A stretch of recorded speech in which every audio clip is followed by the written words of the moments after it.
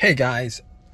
All right. So if you guys are in this situation like I was a couple of days ago, I just want to tell you guys how you guys can get your car started.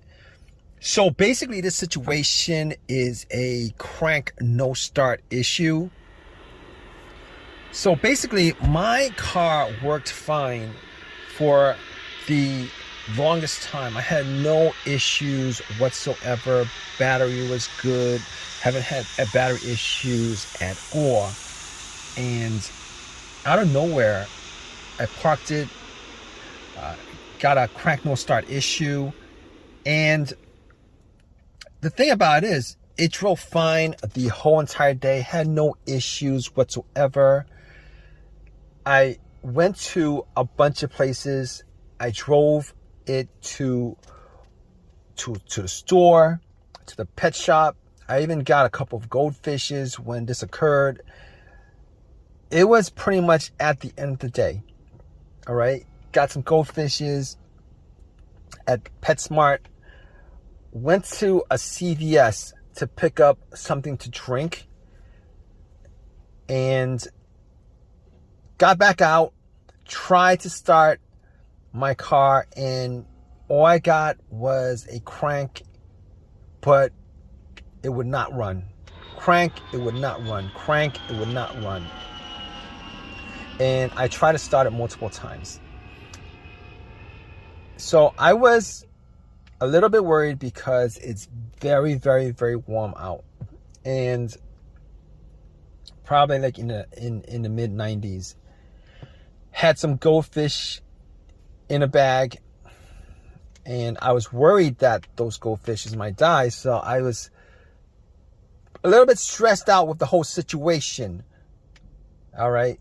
I did get something to drink. I did get a can of Coke in Arizona.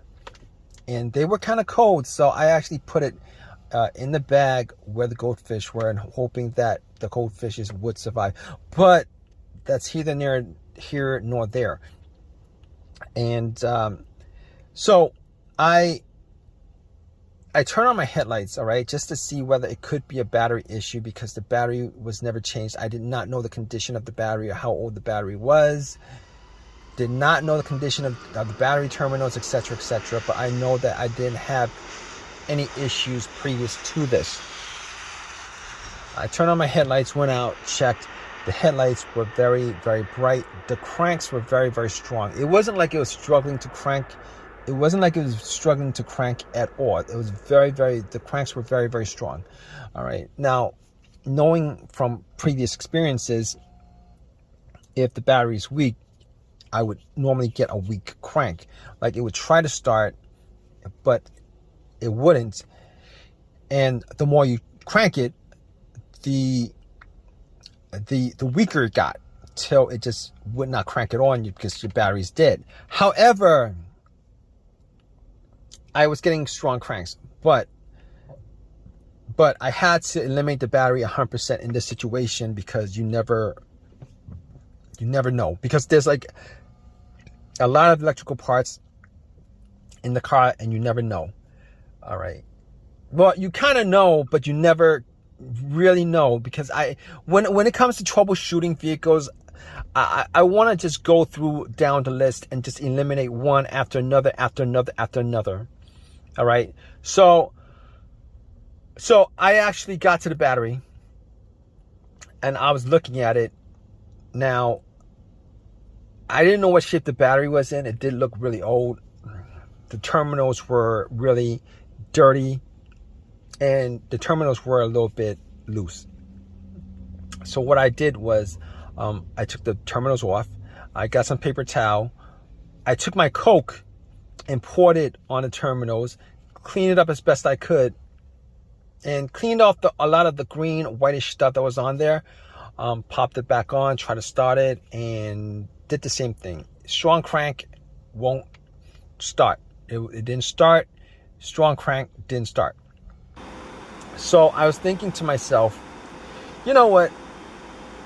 I was still getting a strong crank after like cranking it 7 times. And to me, that pretty much says that the battery is pretty good. Even though the battery looked kind of old, pretty old, but it was under the hood. It was the battery. You know, after a while, if you put anything and not look at it, after a while, you get dust on it and dirt and all that grime and all that stuff, right? So I was thinking to myself, 90% sure it's not the battery. I can't say 100%. You can never rule out, you can never rule that out unless you're able to get the car started, or are you able to test it out? So I didn't really have a jumper on me. I didn't have a jump pack to jump it. So I wasn't able to test, say 100% it was in the battery. But seeing as how the headlights were bright and it was cranking strong after 7 tries, I eliminated the battery altogether. All right, I eliminated the battery altogether. Now, I was thinking to myself, with this scenario, it could be a lot of different things, right? It could be the camshaft position sensor, it could be crankshaft position sensor, it could be the throttle position sensor, it could be the mass airflow sensor, because there's like a lot of sensors on the vehicle. It could be a lot of different things. But here's how I was able to eliminate all those things. I was able to eliminate all those things because normally if any of those things were to cause this situation, there would be a check engine light. There would be a check engine light and sometimes the check engine light would be blinking, telling you that it's more of a serious issue. But here's the thing: I did not see a check engine light on the dash. There was no check engine light. I know that 100%.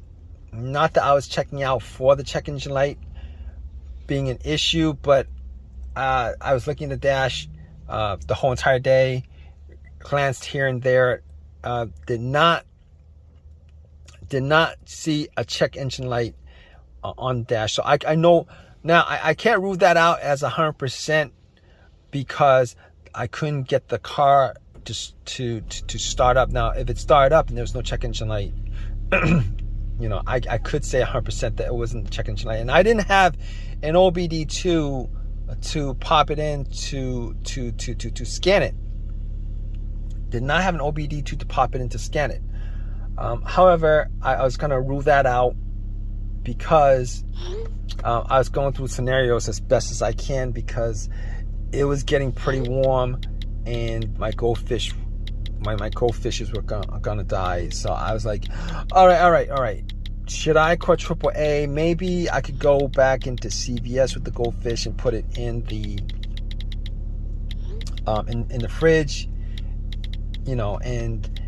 But you know, I was like 20 minutes into that, and I had to get something. I had to get something. Well, I was hoping that it was an easy fix. Get something. All right, so I was like thinking to myself, what else could it be besides this? All right. So I checked out the fuses. All right. Checked out the fuses, made sure that, you know, I didn't smell anything that was burnt. I didn't see anything kind of burning on the top of the fuses. And I looked at the fuses and everything looked good.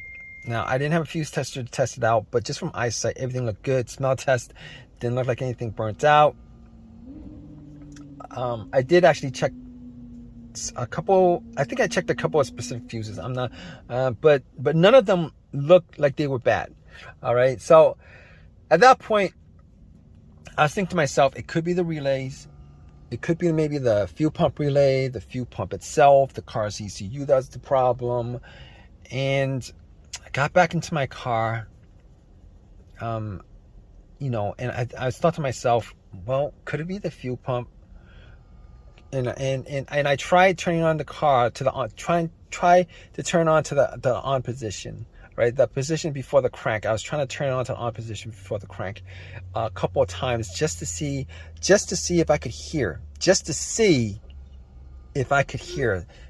That really doesn't make any sense, but I tried to listen to the priming of the fuel pump. Now, the priming of the fuel pump will sound like a whizzing sound.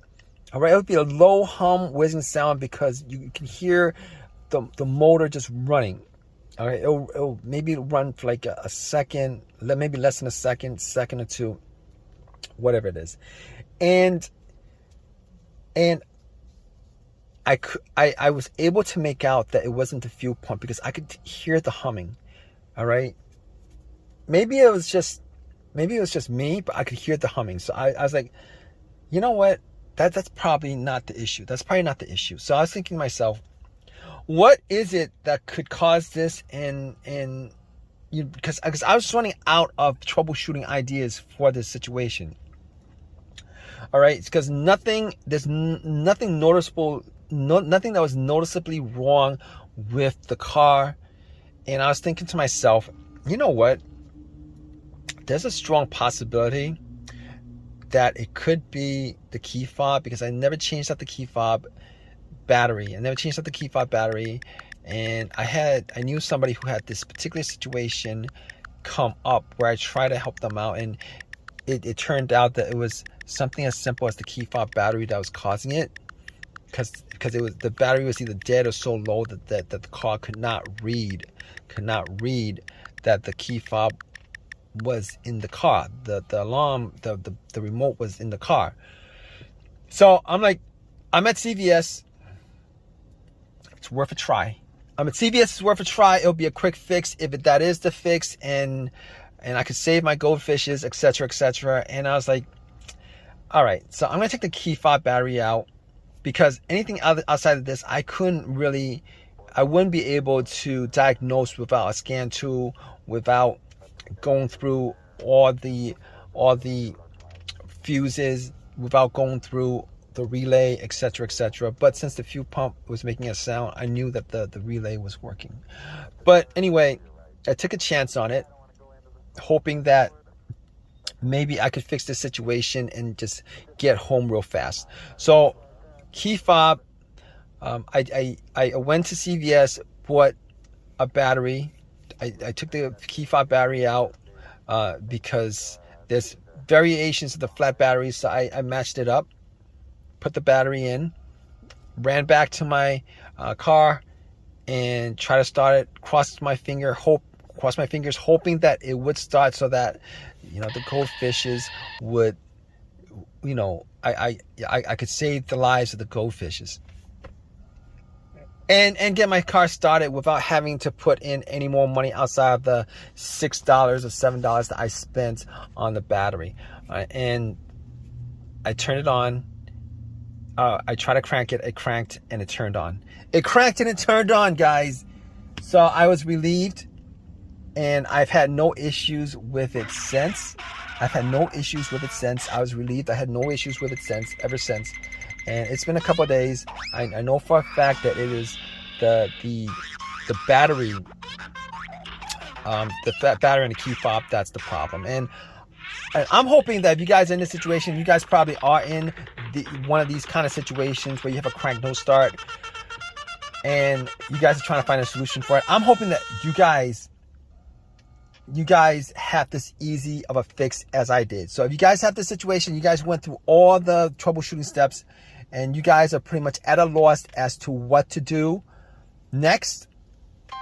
All right, spend $6, get a brand new key fob battery. Take the key fob battery out of take the old key fob battery out of your remote, swap it out, and then try to start it. Hopefully you guys have as much of an easy fix as I did with my car. All right, hopefully that works out for you. If you guys have any comments, definitely leave a comment in the comment section. Please subscribe. Please give me a thumbs up. All that good stuff, right, guys?